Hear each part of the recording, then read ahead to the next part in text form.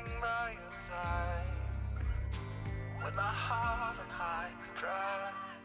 I'll do what it takes to make you believe. With my heart on hyperdrive, we do what we want, but we're not free. With our hearts on hyperdrive.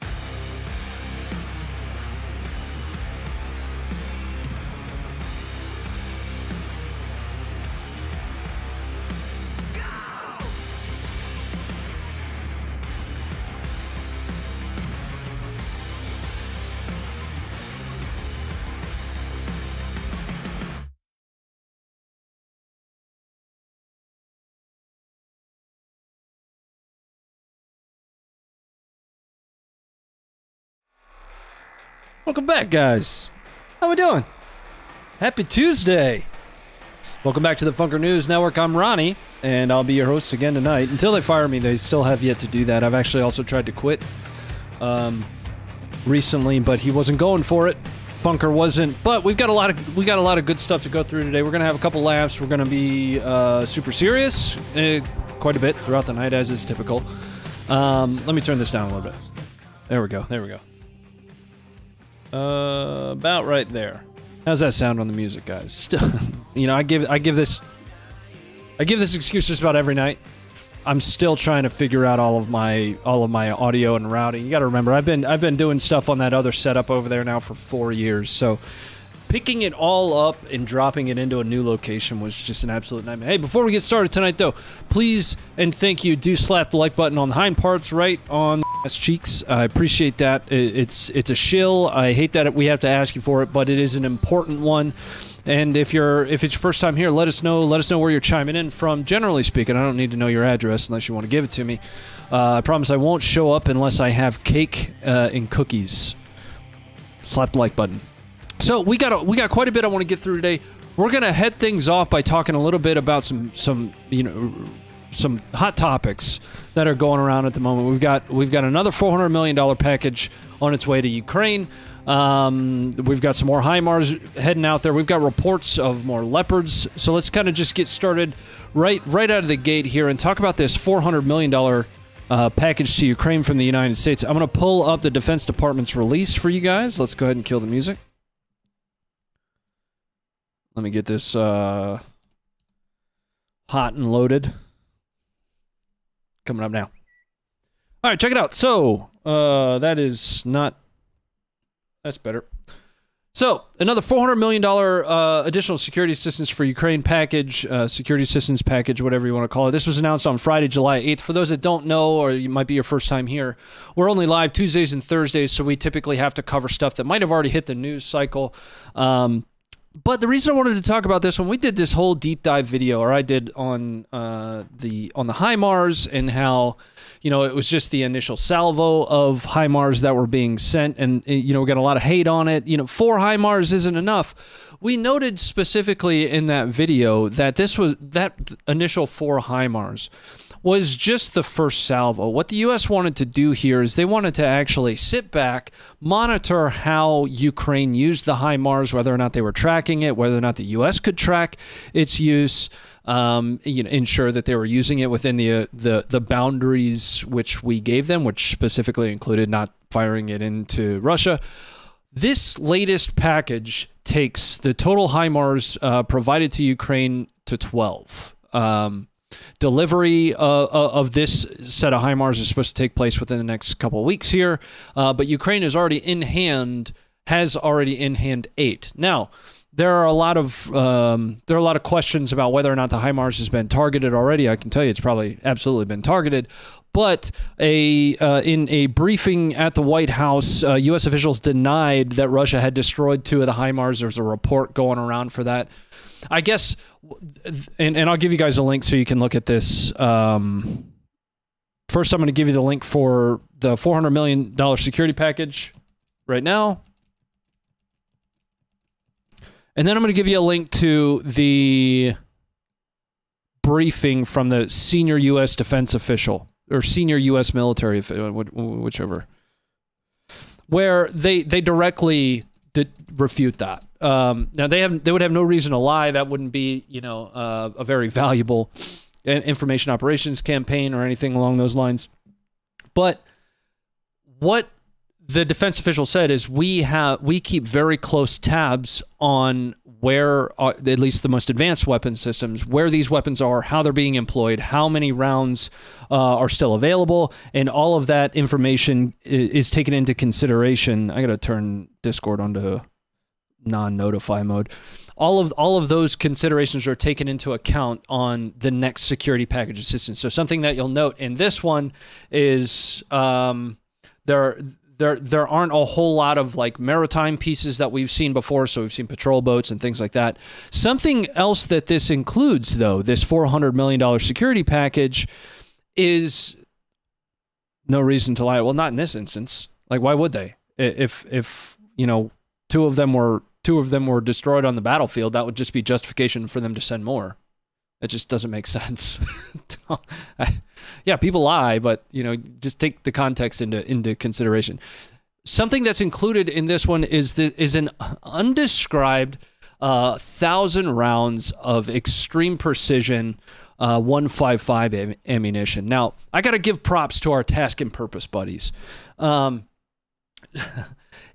the briefing, the senior defense or senior military official, whichever it was, said very specifically, I can't go into details on which 155 precision munition this is, but it has an approximate range of like 40 kilometers. It's extremely high precision. It hasn't been a part of a package in the past. And everybody in the room just started asking questions. When will they get Excalibur? and the defense official, kept saying, just check that second link that I provided to you guys, and you can read the transcript of all that. I'm pasting it for you again. Well, Task and Purpose actually kind of just stood up and said, hold on a second. That would be like the least impactful thing that you could tell us right now. Is it Excalibur or is it not? And they just continue to completely deflect the question. It is more than likely that it's going to be Excalibur. We talked a little bit about Excalibur in the Ukrainian artillery video breakdown we did of how Ukraine has been effective with our artillery. There are some other key pieces to this, tactical vehicles to recover equipment, right? So those of you that come from a logistics background, the big wreckers, things along those lines, to go out and so they don't have to use John Deere's anymore. They'll have the big military style wreckers that they can hook up with a tow bar and pull things out. So that's $400 million in additional assistance. It breaks down towards the bottom here what the total cost of that has been to date. Again, I'm going to take us back to the $40 billion. The $40 billion wasn't a check. It was an allocation, right? So that allocation essentially set aside money into many, many, many different buckets that could then be pulled from and used for purposes like this. So this would, at least in my dumb guy understanding, this is like a $20 situation on a $5 budget. So this would theoretically then apply against that total $40 billion allocation. What are Excalibur? Essentially, Excalibur is a high-precision 155 artillery round to accompany, or that would theoretically accompany the 90 to 100 some odd 777s that Ukraine was originally provided. We have seen footage and video of some of those 777 M777s that have been destroyed. I've also heard reports of 777s being captured. The 777 isn't even like our most advanced weapon system, but it's still a big deal whenever a U.S. designed or developed weapon system falls into, Russian hands. So the 1,000 rounds of Excalibur, some of the comments in this link, once again, there's the link. Go and read that if you'd like to. Some of the comments from the reporters were, Ukraine shoots close to 3,000 rounds a day. Why would the 1,000 rounds be impactful at all? Well, you have to remember, high precision weaponry is going to have a higher percentage of, first round hit. You're going to be using a lot less of these rounds than you would in a typical artillery barrage where you're, really blanketing an area and fires. Now, the 777 is already a relatively accurate weapon system, but when you add in precision fires, or precision munitions, that's when things start getting interesting, because that takes the circular error probable down to something like sub 5 meters. There was also a question in there about the 1156. So let's talk about the 1156 really quick and why that might be something that we see provided in the future. So the M1156 Precision Guidance Kit is essentially a brand new fuse system that, imagine you have an artillery shell sitting in front of you. You unscrew the fuse system, screw on the 1156 fuse system, and it goes from a dumb shell to a smart shell. That was something that was brought up as well. And the way the defense official kind of answered that question is, he said,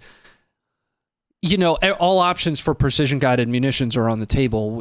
The HIMARS is really just one of many, many, many precision capabilities that we have. So Ukraine is very actively looking for, the ability to presumably mitigate collateral damage.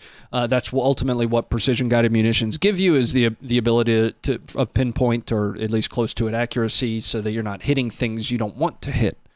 We'll end up, talking more about precision-guided munitions here in just a little bit. Let me check in on some of the support. Pew Pew Guru, thanks for the $1.99. Free corn pop. I didn't ban corn pop. So, Paul, thank you very much for the 9 months. Sue, thank you for the 5 months. Tara, thank you for the 4 months. Eric, thank you for the 4 months. Darkside66 for 4 months. Rob, thank you for the 4 months.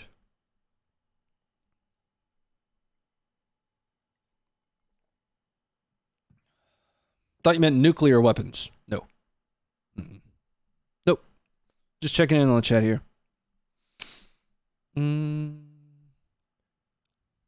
All right, let's jump into our next talking point here. So we released a video earlier today with a bit of a summary from Will. Will arrived in Ukraine a few days ago. It's since our last time together. The last time you guys or we had watched a video from Will, he was still in Poland.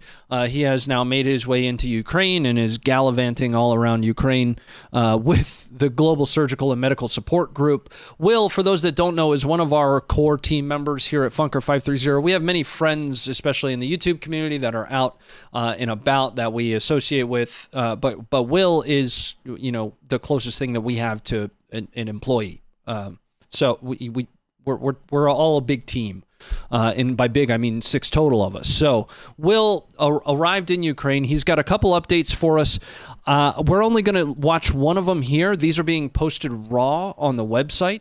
So you guys can go out to the website and to the app and check in on Will's updates to us. We're going to watch the most recent one, where if you were to watch, the update from yesterday and compare Will's demeanor and attitude to today, you can tell that he has moved into what feels like a totally different area. Now, to speak to that specifically, Will's most recent update that we posted today is in Kiev, and one of his previous updates very heavily in Lviv. The situation in Lviv appeared to be almost as though there was no conflict. Very, quite a bit further west than Kiev. But upon arriving in Kiev, the situation just felt entirely different to Will, and you're going to see what I mean here in just a second. So here's the raw upload for Will's most recent that we just posted today. Going to come up for you guys right now. What weapon system did the 4x4 truck have on it? Serious. Something from the UNSC. We got to talk about that in a second, guys. Here you go. Here's Will.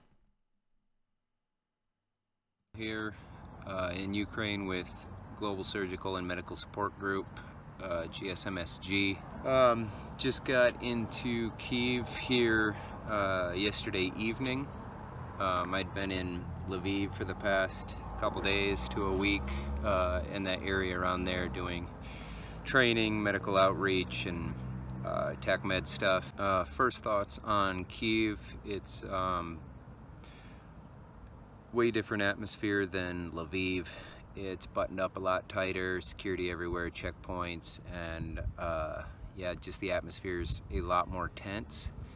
Whereas in Lviv, it was just happy-go-lucky, everyone's going about their business, and there's a lot of people out and about here too in Kyiv, but it's you can feel the paranoia and there's an edge. Honestly, I feel kind of paranoid just having my phone out and filming right now, because well, just based on the briefs and what we got in Lviv, it was pretty obvious, just don't take pictures of checkpoints, and obviously hang around government buildings and with cameras out and stuff. And here is like, don't even have a camera out, and don't even hold your phone in a way that may indicate that you're trying to take pictures of some sort of you know, checkpoint or troop movement or government building or something like that. So there's a lot more sign of the war here.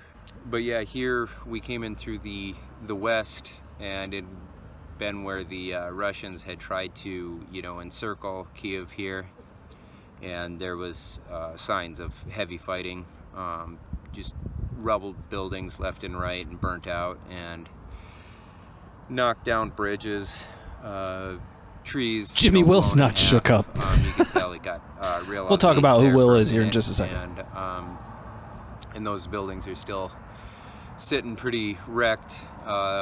Looks like total losses. Then here in Kiev, you can see where some buildings had been hit, you know, by missiles or rockets or whatever, and they've already, you know, started fixing them and stuff like that. They're working on them. So as far as what I'm going to be doing here, I'm not exactly sure.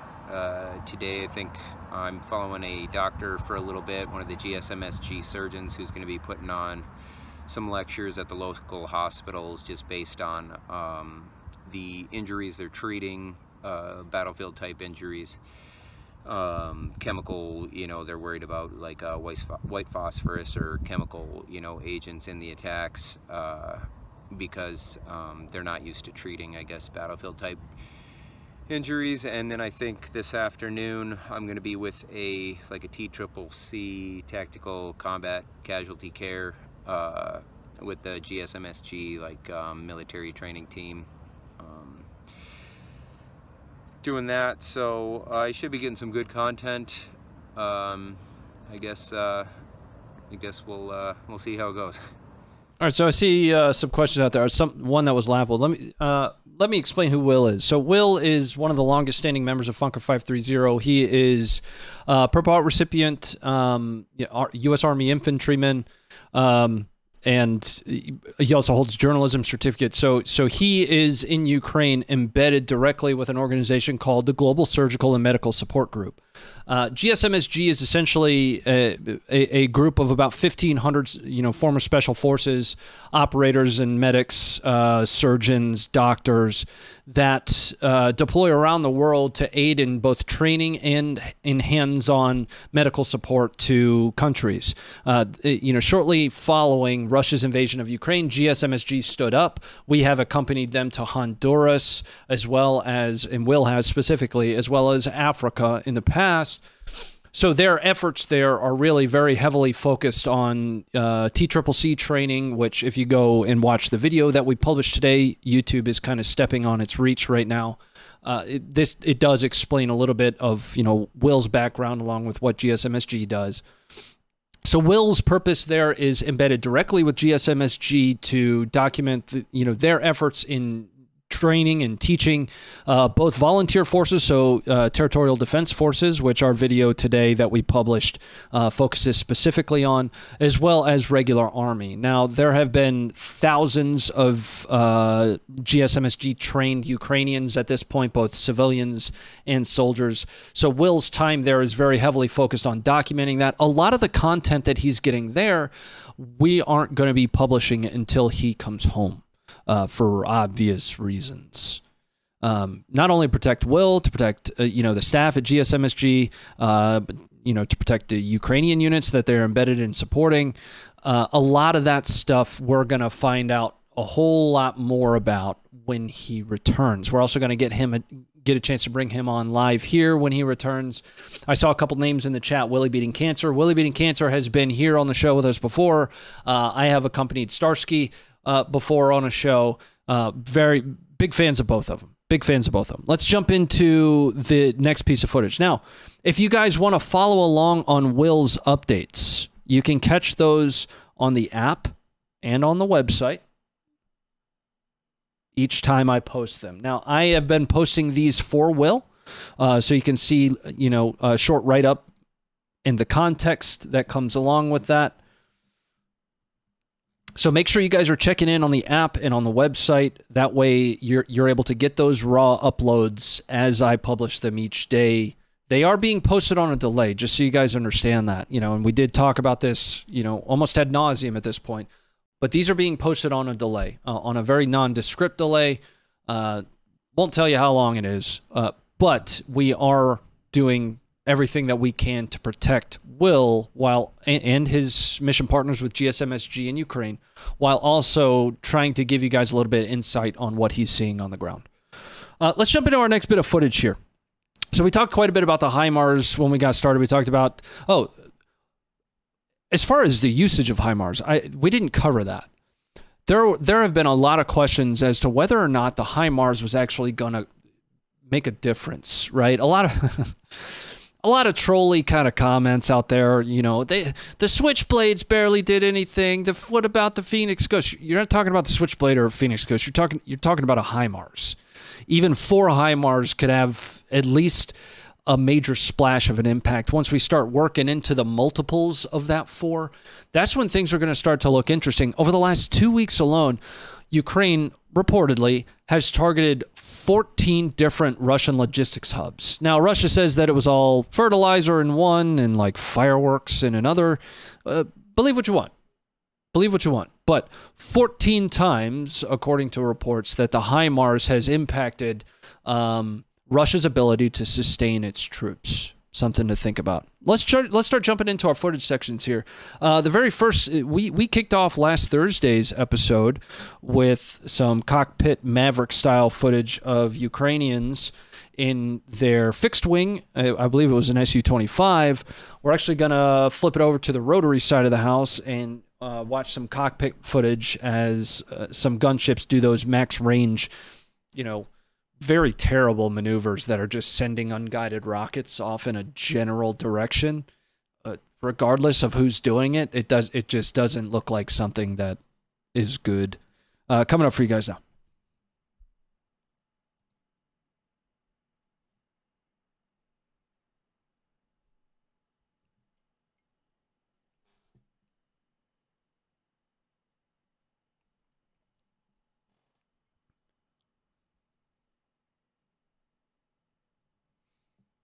There is no audio to this one, guys, just so you know.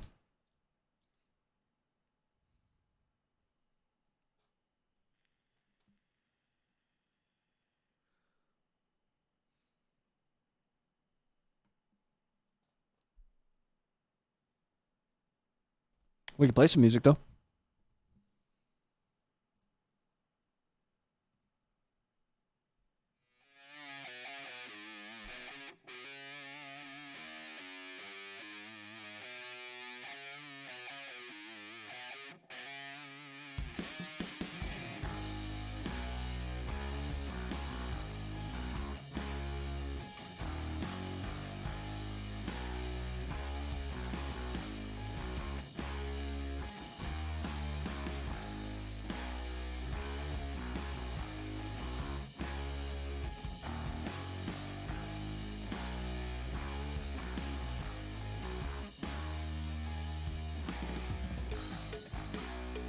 So let's talk about really what they're doing here, right? It is exactly what it looks like. These are unguided munitions in these pods on the wings. I'm going to pull myself up in the low right, as it feels like, I don't know, it feels weird to talk to a blank screen. So these are unguided munitions in these pods. And what Ukraine and Russia, the first video footage we saw was Russia doing this, but this is one of those instances, both sides are essentially doing the same thing, hoping to gain the same value, which is stay outside of anti-air range. What this does is essentially uses geometry to your advantage. It's arcing these unguided missiles up and towards, generally speaking, where the quote-unquote enemy is. Russia does this. Ukraine does this. We've seen it now for months. And there are a lot of folks that kind of just turn a blind eye to it, if you will. Largely because what it does, it does keep you outside of the range of the majority of anti-air systems, your Stingers and, other shoulder-fired launchers, shoulder-fired, man-pads. But again, these are, they're unguided. So they're just going to kind of use inertia to fly along that path. And where they end up is kind of where they end up. All right, let's jump into the next bit of footage that we've got here. We're going to be... This one's actually from late last week. This is another instance of why, when we go full-time, I'm hoping to be live on this show a little bit more throughout the week so that we can cover stuff like this when it hits. This was actually a pretty amazing piece of footage of a set of Russian tanks being targeted by artillery after hitting a landmine. What was amazing about this footage specifically to me was how clear it was. You could see the first tank hitting a landmine, and then what looks like it's almost a new location. I haven't spent enough time doing the GeoInt analyst squinty kind of stuff at it to confirm, but I using basic terrain feature correlation, it looks like it actually skips to a second location. Anyway, it's some really cool footage to watch. There are dudes alive there. I'll point some of that out the second time we run through it. Coming up for you guys now.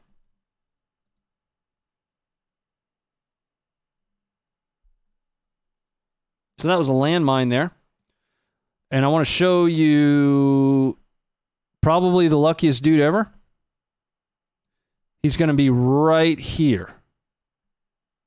Right there. Let's run that at quarter speed.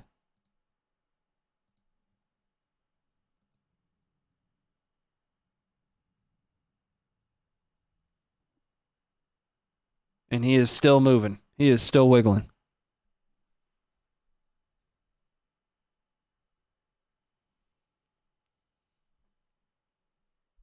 Now this is that, actually, no, this is the same location. Yeah, just a slight difference in angle here. So what you're looking at is artillery barrage, definitely not, precision guided munitions. First, let's wheel back here. So these are our tanks. I know it might be hard for you guys to see. These are our tanks we were just looking at. You could see artillery impacts in, kind of all around the periphery here. Now, this is where it appears to me that it switches to a new position. This doesn't look like the same position to me, but this is where we see those tanks actually get hit.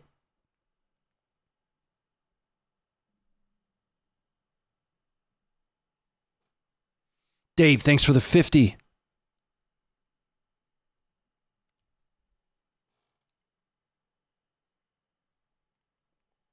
All right.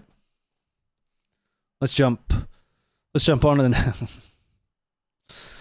the next one here is actually a follow-up to last Thursday. So last Thursday we showed you guys footage that I'm sure most of you have seen, but there are always going to be folks that haven't had a chance to catch up for the day or, in the last couple days, whether work or life got in the way.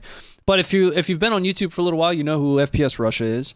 And last week we showed you a video of Russians way too close to an S-300 system that of Ukraine's that they were blowing up. Well, they learned from it. Just they didn't quite learn enough. Like they didn't absorb it as much as you think they would have. Check it out.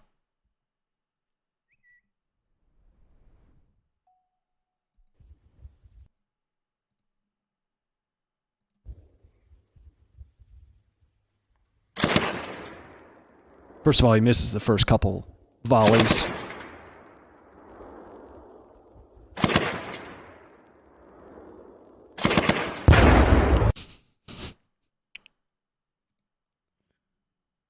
Now, with this one, with the last one, we were able to make out, at least generally speaking, that it was an S-300 that they were shooting at. They were much closer to it. I want to say inside of, 20 meters or so. It looks like they've moved out to at least the 50 meter mark. I doubt that that's really far enough. If this is another S-300 to really be safe. FPS Russia did this with a bunch of tannerite and almost died at like 100 meters or something.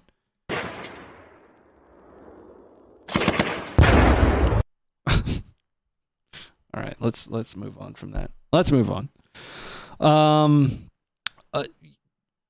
This next was kind of a Dude Perfect video. So we're gonna see. We've talked a lot about commercial drones and Ukraine really relying heavily on those, especially heavily modified commercial drones. There's actually a video on the site that helps you understand a little bit about how those systems actuate. That's not one that I want to show you here. I just don't want to propagate that too much, so you're welcome to go to the website and find that. I could probably link you guys to it. But if you're familiar with Dude Perfect, you'll understand why I said that. Coming up for you now.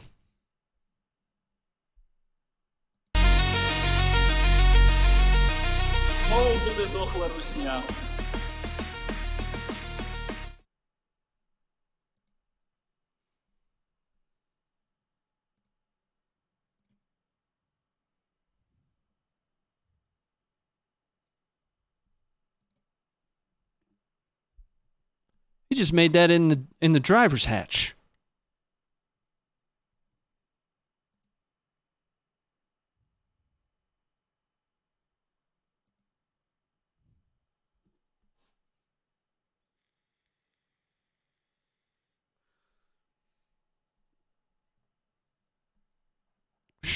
Now, of course, what we don't know about this video is I don't know if it's occupied or not. It doesn't really look like it's occupied. It could be, in this instance, one of those, magical abandoned tanks that are just laying around that dudes with tractors are just pulling back to the house to show Martha that they got a new tank. They could be one of those instances. I'm not sure. I'm not there. Let's jump on to the next one here. The last one's is actually a really interesting one here. I gotta run to the website and actually do a quick search for that because I didn't copy the link. Well, I did, but I accidentally deleted it with my already found it. So we've got some footage of the 93rd Mechanized Brigade, essentially halting a very hefty Russian forward advance. Let's jump over before we look at that though, and we'll go to UA War Data. UAWarData.com, and I'm going to give you guys a quick eyeball on where, at least as of the 5th of July, UA War Data was, locating the 93rd. Coming up for you guys now. So this is UAWarData.com. It is somewhat delayed. I'll move myself into the low right here. That way you guys can kind of see. Now let's go back over to the left. Keep me out of the way. So this is UAWarData.com. I'll give you guys a link to this. I still do like it. It's not as up to date as it used to be. No, I shouldn't say that. They're doing the best that they can with a very small team, using a lot of different sources of information to try to at least give a general idea of where different unit types are. And I refer back to this when I see footage come from the 116th or the 108th to help me better understand what the unit disposition looks like across Ukraine. The 93rd specifically is here. 93rd Separate Mechanized Brigade, just to the southeast of Kharkiv. We've got Kharkiv right here.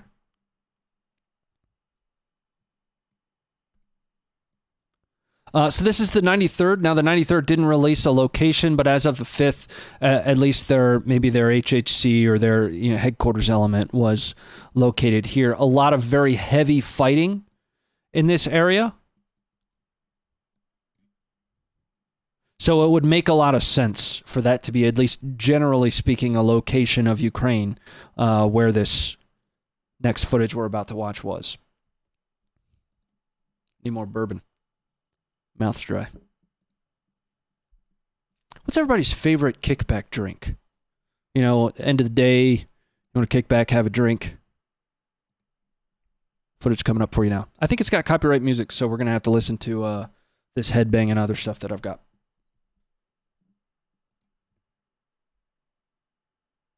Nope, no music. So we'll play a run.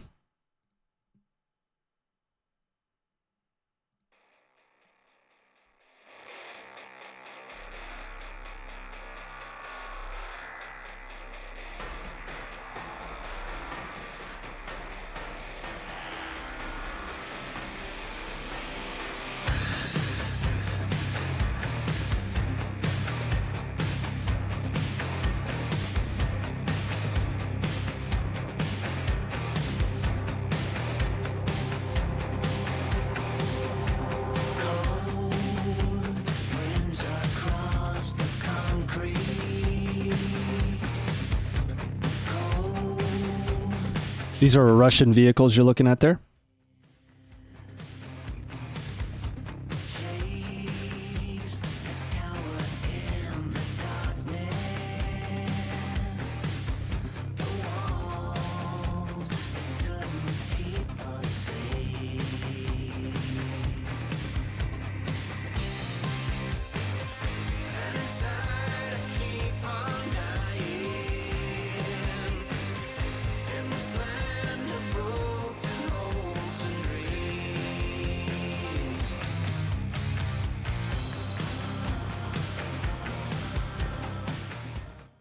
All right.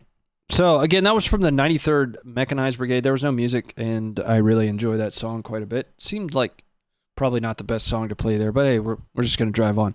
The next thing I wanted to talk about was actually a talking point, because we're about to move into our non-Ukraine footage, footage section 2. But this is still Ukraine-specific, more Russia-specific. Another senior defense official briefing here. I'm going to give you guys a link to the transcript for this one. You'll have to scroll down quite a bit. This briefing took place, I want to say it was on Monday. Essentially, the U.S. has come forward and said we have information to lead us to believe that Iran, within the next month, will be providing an unnamed but significant amount of UAVs, lethal capable UAVs to Russia. Now there were a lot of folks that were kind of up in arms about that, drawing comparisons to the U.S. providing Ukraine weapons or the West providing Ukraine weapons. Why can't Russia have weapons? Well, because nobody's invading Russia. That's why. Those two are not the same thing, right? But you guys can go and check that. You can go and check that out. The cost that's associated with Russia's pushes in kind of continuous aggression in the East has caught up to Russia with this operational pause that Russia has been on over the last couple days, along with reaching externally for munitions support. Russia probably doesn't want to reach too far into their other bag of tricks, given that it is a special military operation and not a full mobilization. They probably don't want to apply too much more out of whatever it is that they still have left. I still kind of laugh at the argument that we haven't even seen Russia's might. We've seen the Spetsnaz, the Tulpans. They've used some of their pointy end of the stick units, right? So what this could, is indicative of, though, is, continued challenges that Russia is having fielding their own, modern systems, if you will. Russia has, from a modern systems perspective, like drones, for instance, they have some very low tech, low capability drones. They have their own loitering munitions, which get the job done. As far as UAVs go, there are a couple UASs that they've used relative to it having much of an effect in the same way that like a Bayraktar has had. Not much. But I thought that was an interesting headline to give you guys, something you guys can go and dive in and research on your own. Again, here is the White House press briefing for that. Now let's jump into our non-Ukraine footage. For those that are new here to this show or new to the community, we cover and have been covering conflict and combat footage from around the globe, for the last 14 years.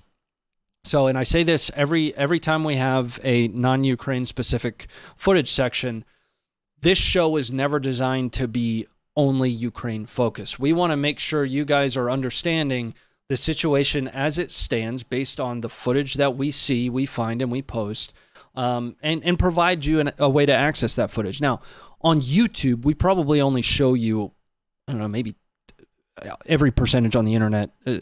98% of statistics on the internet are bullshit.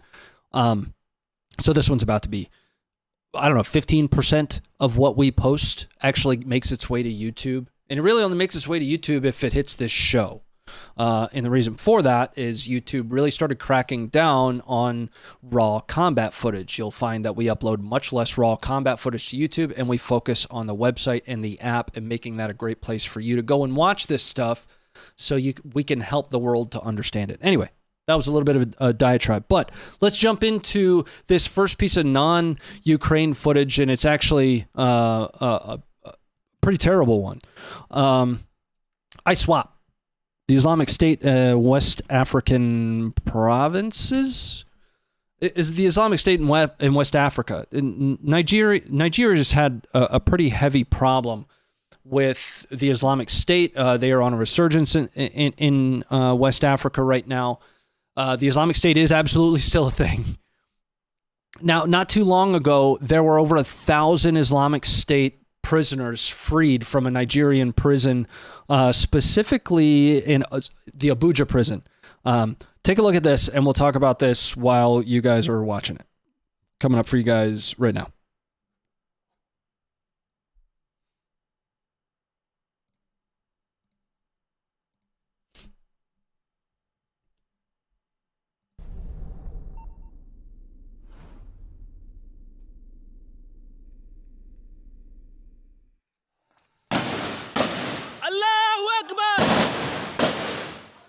Now, what this is footage of the operation at Abuja prison.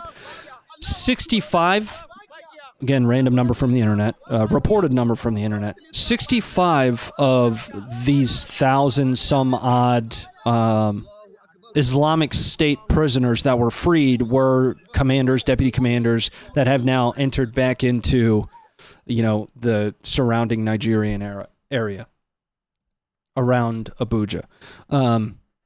If you guys are interested in catching stuff that is non-Ukraine, just use the combat tag right here. Non-Ukraine footage you'll find using the combat tag, and you can even do, if you're interested in looking at police footage, you could do that as well. But it's all here, all available for you. The reason we make this stuff available is the raw footage is right there. You can draw your own conclusions from it. We do our best to provide a little bit of context based on whatever facts we can find. And on this show, I try to give you a little bit of my own personal opinion, but as a human being, I will have, my own human being biases. So the website and the app are available out there for you guys to watch the raw footage. Anything that we talk about here is also visible there. Next one here, we even cover history stuff. This one's really cool to watch. This is historical World War II footage of German tanks, specifically a German Panther and a Panzer IV engaging Soviet armor. I'm something of a history nerd, war history specifically. So every time, Josh or Will, Austie, anybody on the team posts something like this, I'm typically its first watcher.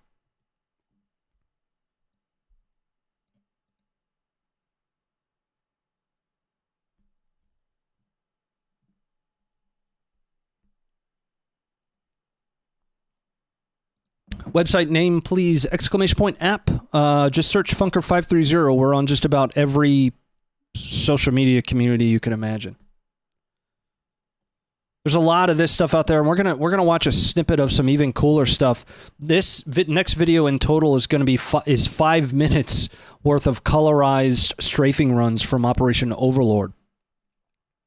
Watching this was amazing. Now, if you're not familiar with Operation Overlord, you actually are. So Operation Overlord was essentially the code name for the invasion and ensuing Battle of Normandy. Just to simplify that. So D-Day, all of the sub operations that went along with that. There was a lot of air and even Operation Market Garden, which was you've probably seen Saving Private Ryan, which there's a hefty portion of that included in Saving Private Ryan, both the landing at the beaches as well as them trying to save. I don't remember if he was 101st or 82nd, whichever unit he was, as them trying to save, one of those airborne troops that dropped in during Operation Market Garden. So just to give you that generalized context, this is essentially a part of that major invasion and Battle of Normandy. Just unsub. Okay, bye. And this is coming up for you guys now. Again, if you're here only for Ukraine stuff, we cover a lot of Ukraine at the moment. but it's not the only thing we do. Coming up. We're not going to watch all of this, but it's some pretty amazing footage. These are Allied strafing runs against German targets.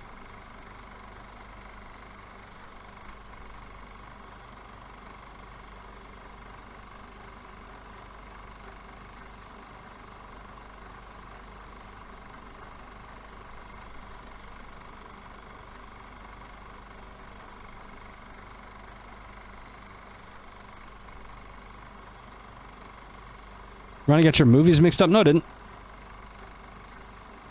So you get to see basically the aftermath of the drop in that Tom Hanks is essentially going to save, you know, one of the airborne soldiers that dropped in during Market Garden.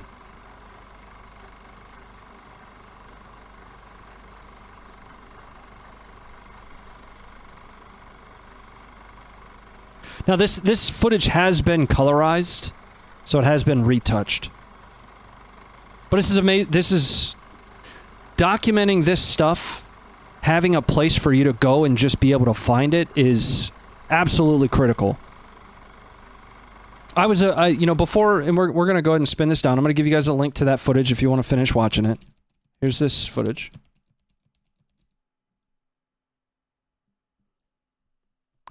This is fundamentally the mission of Funker 530.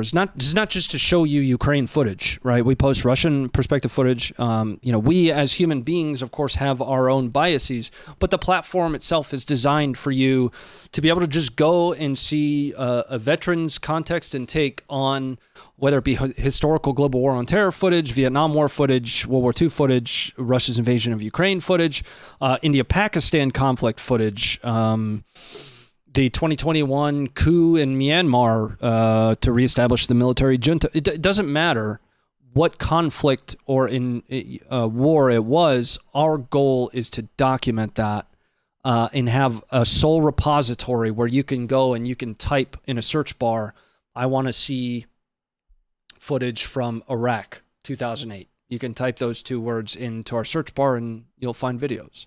All right, let's jump into Trending Tuesday. As we get closer to footage section 3 here, that'll be our last footage section. Trending Tuesday is where we go to the website together and we go to the trending videos and we look at the top 5. Now, we've already watched the number 5 trending video. That was the artillery strike that hit the 5 Russian tanks, and we're going to watch that again coming up for you guys right in a moment. Right now.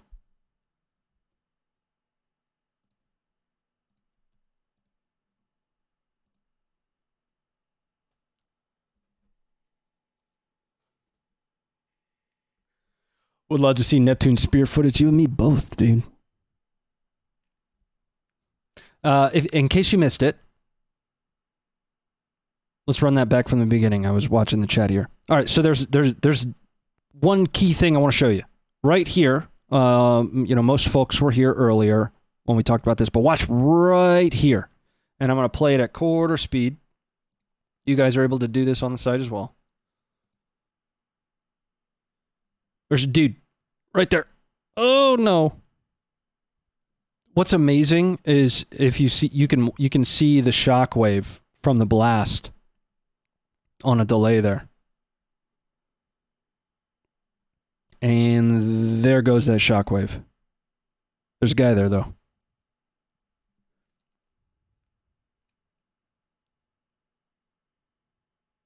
All right, so that is our number 5 most trending video on the app and on the website over the last 7 days.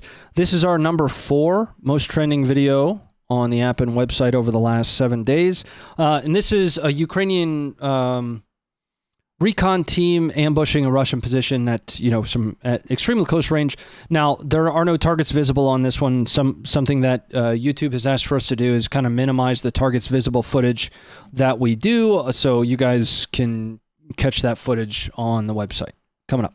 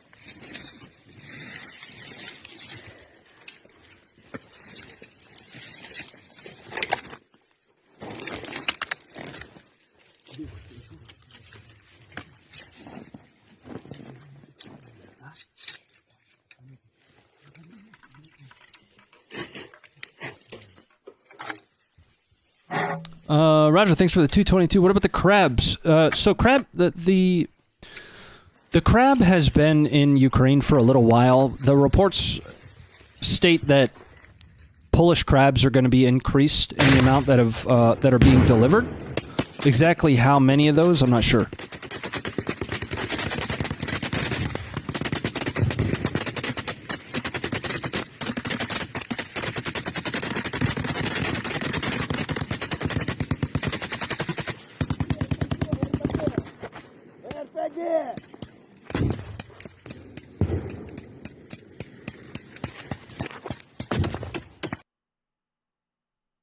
Oh, Anthony, yeah, you might. Yeah, I think you're right.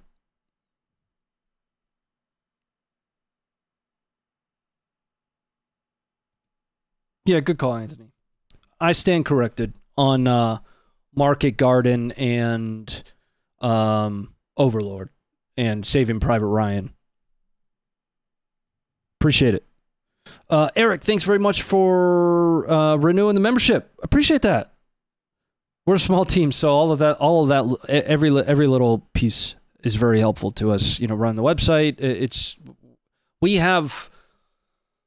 There's a lot that Funker 530 has done over the last 14 years, and we've kept the team. Funker has. I am not the founder of Funker 530's YouTube channel. The YouTube channel is actually where this all started, way back in 2007, 2006, 2007, something along those lines.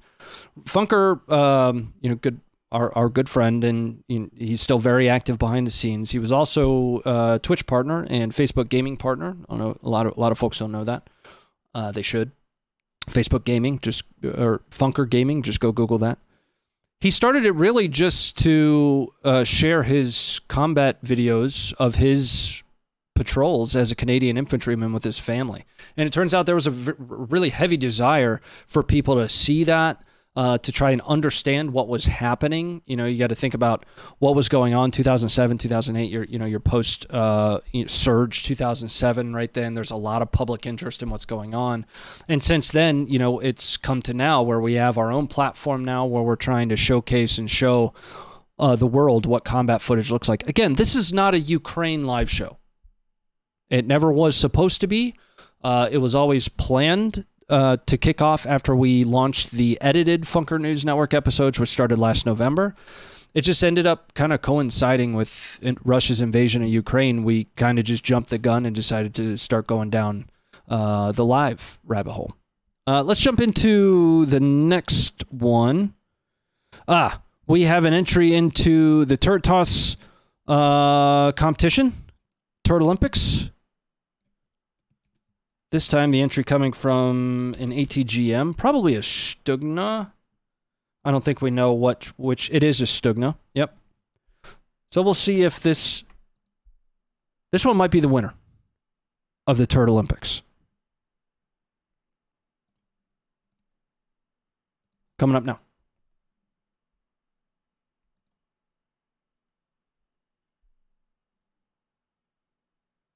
Eyes out here. That is a moving target, by the way.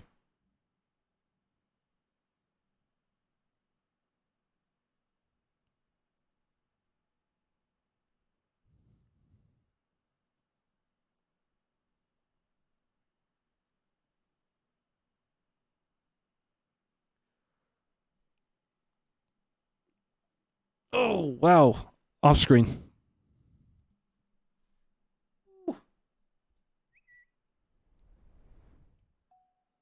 Did it come back down yet?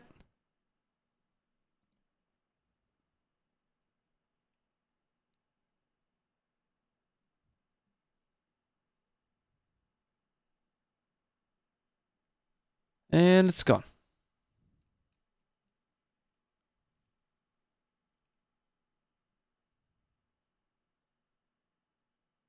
Yeah, so what that is, that's a Stugna targeting some Russian vehicle. It actually might not even be a turret that we're seeing there, just because the way that vehicle looks when it's moving, it almost looks like a box truck of some kind, deuce and a half, you know, something along those lines. The dorky one that everybody in squad gets in the back of that I can't wait to unload on the 50. That's what that looks like. But one way or another, the new Sputnik program looks like it's doing really well. All right, let's move on. All right, we're going to skip number 2, and we're going to jump right to number 1, which we already covered earlier, and this is a drone dropping a mortar round directly through the driver's hatch of a tank. This is the number 1 most watched video on the app and website over the last 7 days. Number 2 is the FPS Russia, Russian shooting at a missile and it blowing up. Coming up. Not that you want to see that or anything. Nailed it. It's pretty likely that this is abandoned or there's no crew inside, and what he's really doing is disabling the use of anything inside of it.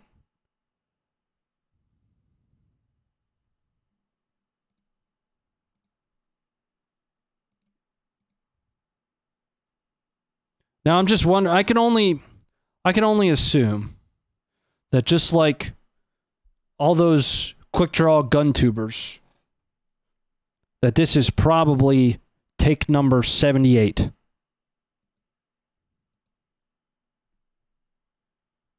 They couldn't have hit that on the first shot, right? You know, all this stuff with the gun, you know? I'm not going to name any names and stuff, but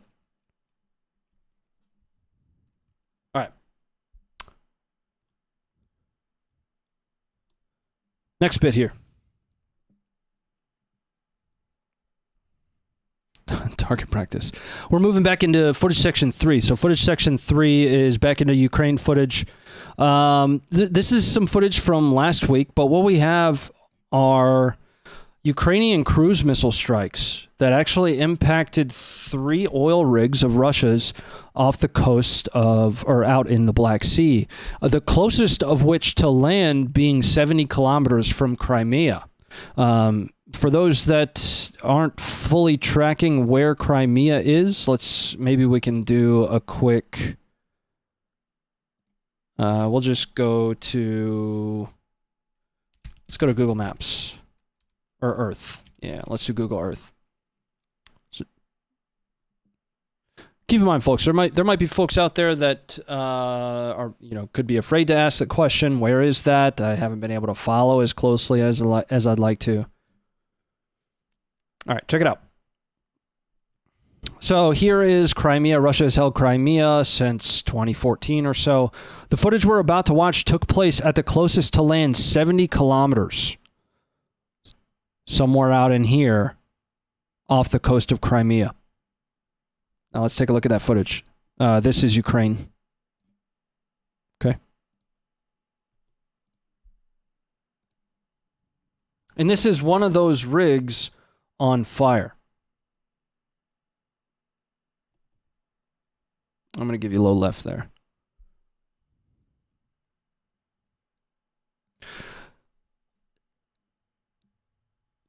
Here's your impact. So that's a cruise missile impact on one of those oil rigs from Ukraine. And what Ukraine kind of continues to do, and we really opened up this episode tonight talking about this, is they're continuing to do their best to not necessarily deny Russia the capability to sustain their units. I'm sure they would love to just deny it outright, but they're not going to be able to. All they can do is really slow down Russia's ability to sustain offensive operations at the pace that it has been, and it may be paying off. We're on like a 48, 72-hour streak of Russia really not having any offensive operations. As of last Tuesday, Putin had officially ordered a operational pause, if you will, as a congratulations for taking Lysychansk. So we're even beyond. That's 7 days now. Institute for the Study of War has reported very specifically very little Russian offensive operations, kind of in a rest and refit type phase right now for Russia. But this type of stuff from Ukraine is what will force Russia into those operational pauses, kind of in a continuous state.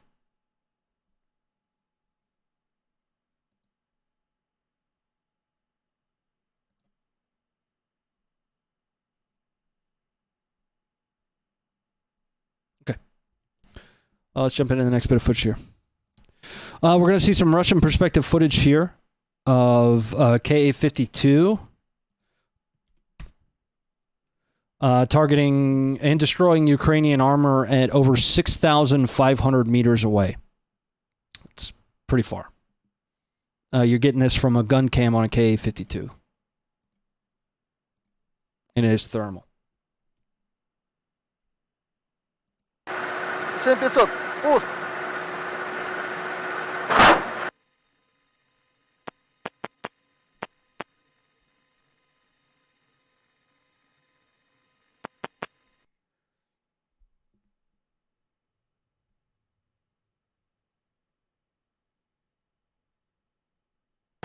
Отлично. Отходим. Now, something to note here is even before our pilot, or before, I don't know if the Ka-52 is a pilot and a gunner situation. I'm assuming it is. So even before our gunner, our co-pilot fires, this piece of armor is already on fire. So it's either been disabled by a shot already. Hopefully, maybe, presumably, their crew has climbed out of the vehicle, but you can see a fire at the rear. Well before that follow-up impact. There was the launch again. Let's go back to full speed.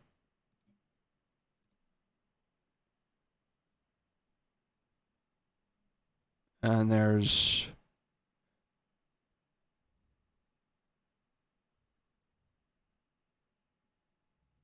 It should be impact. Yep. All right. This one was a wild video to watch. So the story behind this one is what's really interesting. Corruption in Ukraine has been kind of has gotten into kind of a screaming match. Historically, there's been a lot of it reported. Ukraine was really the center of gravity for post-Soviet arms trade, which ultimately led to blurred lines between Ukrainian government and Russian government, as well as Ukrainian business, Russian business, Ukrainian business, Russian government, Russian business, Ukrainian government. Ultimately, that blurred line between business and government is the hallmark of corruption. So historically, there has been a lot of that in Ukraine. And there are still small pockets of that exist. Now, of late, I personally am a fan of Zelensky's. Of late, the steps that Ukraine has taken are, and nobody's perfect. The step that Ukraine has taken to, further themselves from that storied history of, corruption is admirable, right? Especially when you have those that are paying much more attention to the situation than you are or I are, that are making these policy decisions to send Ukraine arms, funds, that are in placing trust in Ukraine to fight back. This is an instance of that localized corruption, though, that breeds the discussion of 1992 Ukraine, right? This is the kind of stuff that the internet will point you to from a narrative perspective to say, look, corruption still exists. Corruption exists in every country at every level. It just really depends on the degree to which it's shed light on and really where your moral compass lies. Coming up for you.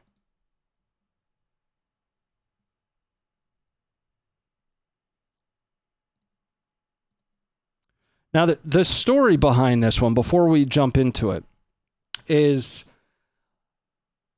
a bunch of Ukrainian soldiers find a Ukrainian police officer has been, essentially demanding money for people to pass down this road. It was like a $10 fee or a toll that was being collected. And it wasn't, it was going right into their pockets. It wasn't like an official toll. They were strong arm robbing people on the highway. And these soldiers witnessed it and they were like, no, man. That's just not going to happen. Эти? Вот этот. Какой? Вот этот. Сюда иди, блядь. Сюда нахуй. Руки, блядь. Руки, сука. Руки, блядь. Руки, нахуй. Автомат. Руки.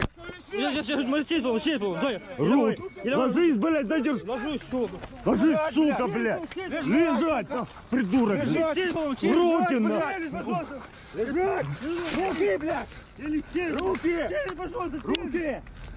Ты чё, блядь? Пусти, пожалуйста! Руки, придурки! Попали, придурки, блядь! Челюсть, пожалуйста! Попали, придурки, блядь! Пожалуйста, челюсть! Челюсть, пожалуйста! Челюсть, пожалуйста! Пожалуйста, челюсть, пожалуйста! Челюсть, руки! Оружие, блядь! Руки, Саш! Руки за голову, я сказал!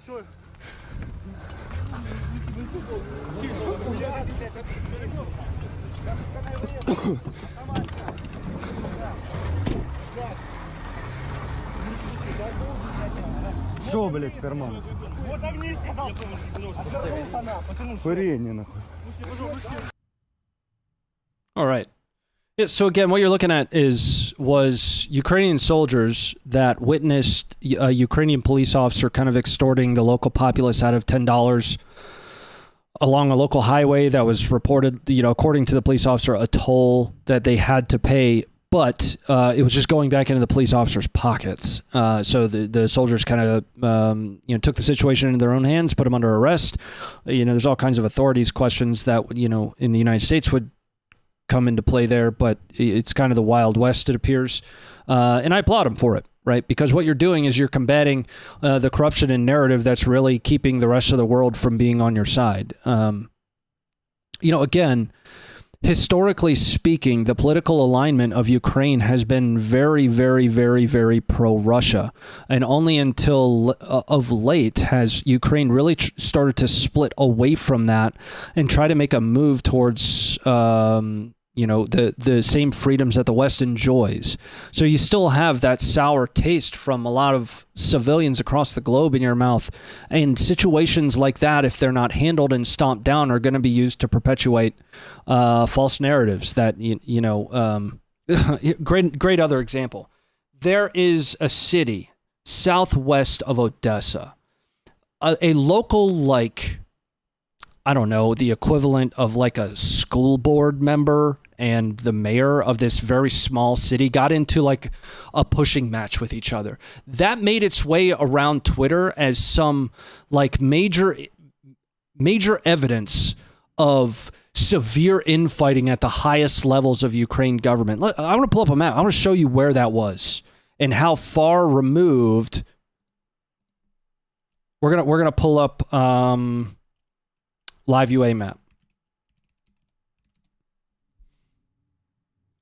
It was so far off to the west out here in like the peninsula area.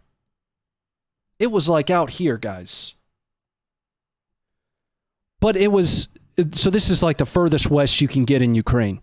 It made its way around Twitter as though it was like this groundbreaking highest level of Ukraine government infighting. That's the kind of propagation that I'm talking about.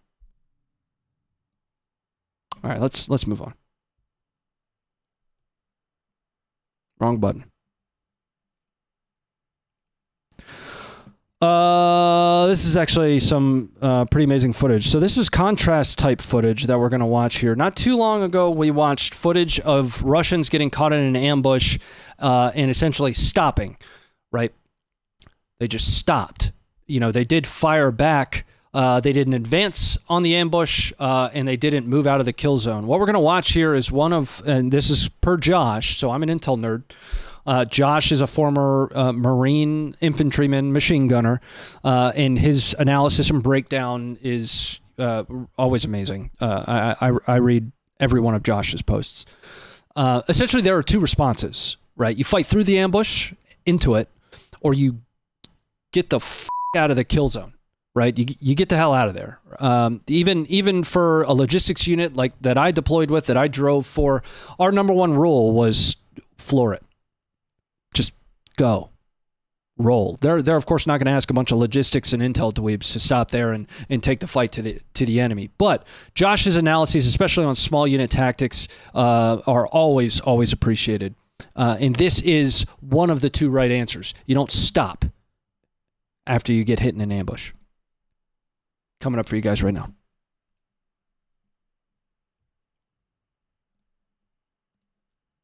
So this video starts at the moment that Russia initiates the ambush.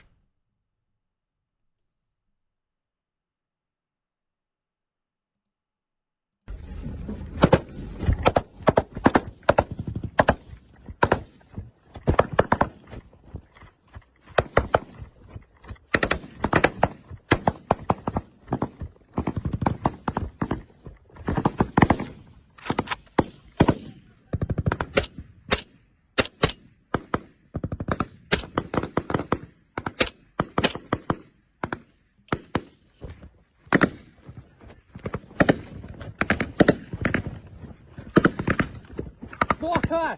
Левее возьми!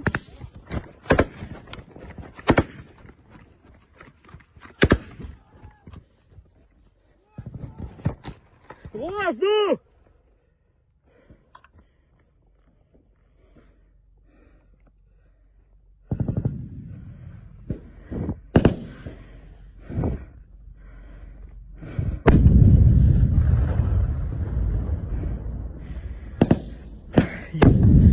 Ебать, урод!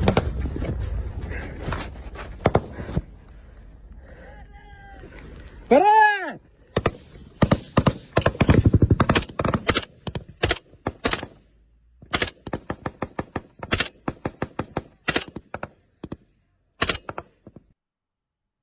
All right. So again, that was Russia initiating an ambush of some kind against Ukrainian soldiers. We were looking at that from a Ukrainian perspective, really doing one of two options, both of which always are going to have risk. You know, if you think all the way back to like even the UTA construct, by the time you have oriented to that ambush and decided whether or not to drive through it or fight into the ambush, the enemy is already in the act phase and they're already firing at you. So there's always risk associated with an ambush, but you have to make a game day call on whether or not which one of those two you pick. The one thing that you don't do is sit down.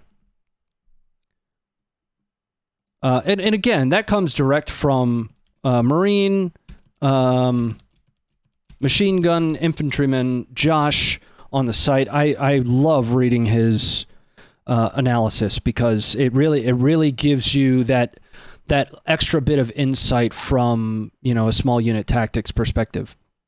The very last footage I want to take a look at here before we close things out and I jump over to the other stream is another cruise missile hitting an apartment building. Now, this one specifically is a little bit west of Bakhmut, and we're going to pull that up in the Institute for the Study of Wars map. So, understandingwar.org. I'm a big fan of theirs. As an intel guy, something that I like to read is well-sourced material. That way, if it is using biased sources, I know that. An Institute for the Study of War sources their material. They're heavy on Ukraine sources. Russian sources are pretty dry outside of your state-run propaganda channels and things along those lines. But let's take a look at where Bakhmut is here. Just scroll. All right, so we're looking at the east of Ukraine at the moment. Here, you've got the Donbass, Luhansk, and Donetsk here. Bakhmut is here.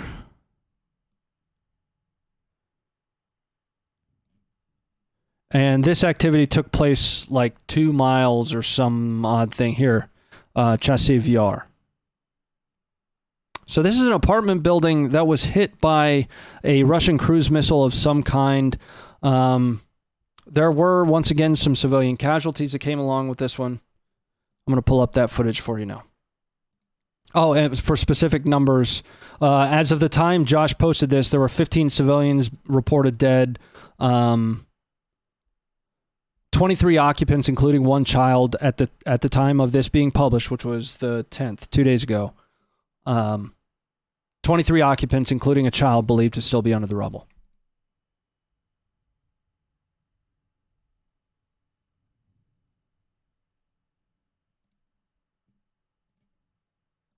Coming up for you guys now.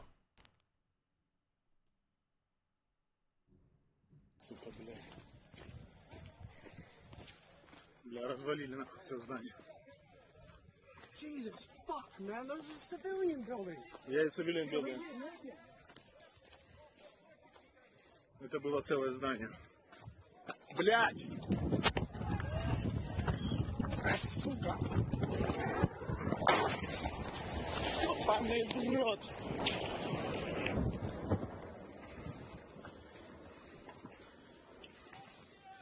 Пизда. So it kind of starts off in a way that leads you to believe that it's already been hit. You can see you can hear an American accent there. We do know the International Legion has been pushed out pretty far to the east. Just about everywhere that's heavy fighting, you're going to find the International Legion, the Foreign Legion. But you can already hear when the video starts them talking about this apartment building having been hit.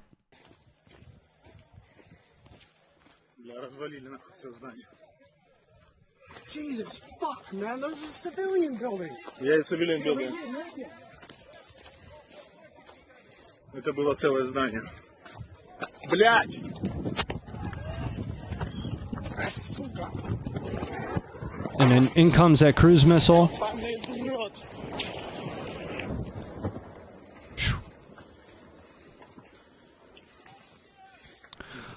Now, something I actually forgot to cover. We were kind of just diving straight in on the conversation about the HIMARS. I did mention that over the last 2 weeks or so, there have been reports that up to 14 logistics, supply, sustainment centers, hubs, whatever you'd like to call them, have been targeted by the HIMARS. For those that aren't aware, Ukraine will be in receipt of an additional 4 HIMARS to take them to 12 total. There is footage of one of those in Novokhovka that I just, for some reason, skipped right over. It's right here in my notes, and I wanted to show that to you guys as well. Ukraine is continuing to go after Russia's ability to sustain, and the sympathetic explosion, so the explosion that happens after the initial strike, is really what we're about to see here, and it is it's pretty big. I want to say Russia claimed that this one was like a fertilizer plant or something. I don't know. It was something ridiculous. Here you go.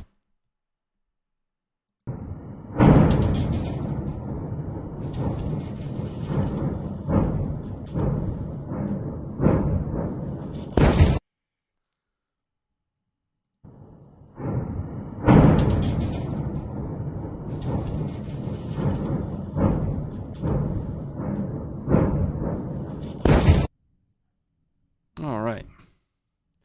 So we've covered quite a bit tonight. We went a little bit over scheduled time, but there was a lot of footage for us to get through. We talked a little bit. Let's just recap some of the talking points. So we talked about the $400 million aid package that's going to be making its way to Ukraine. It's going to include an additional 4 HIMARS to take it up to 12 total.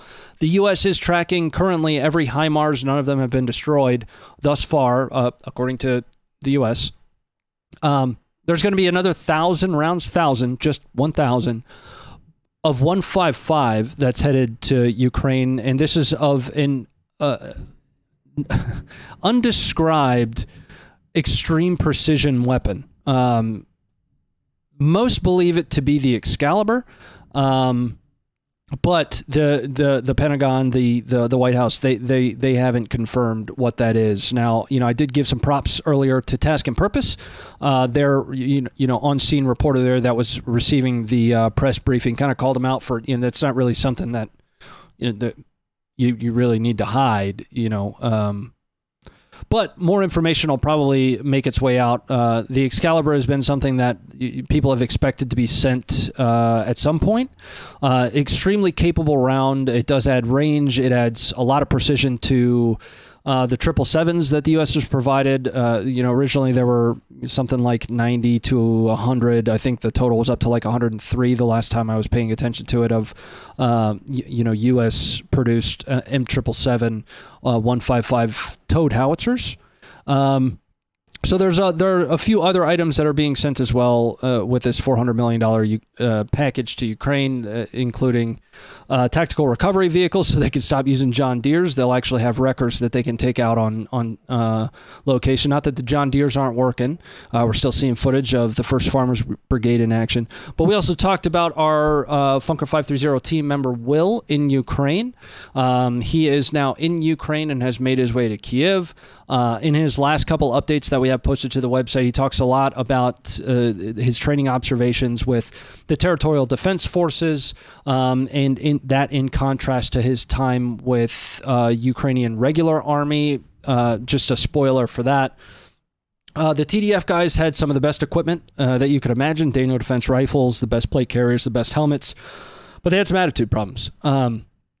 And Ukrainian regulars, much more of your standard army soldier. When it's time to work, it's time to work. Time to run, time to run. It's time to be at formation. It's time to be there. If you're not 10 minutes early, you're late. Whatever all that nonsense means. So that's essentially what we covered over the last hour and 20 minutes or so. If you're new here, please and thank you. Do slap on the like button. I do appreciate it. We're a very small team of folks that are really just here to show you footage. We, as human beings, have our biases, but the footage in its raw state on the website is really here for you to draw your own conclusions from. And that's all we can hope, is that you're looking at the same things that we are with the same bed of information. And we just want to empower you with that information. So I'm out of here. I'm going to go finish my live night over there. I'm going to kick back with the community and play some games. It should end up redirecting you over there. If you want to come hang out with me for a little bit, we'd be more than happy to have you. Thanks for being here, and stay informed.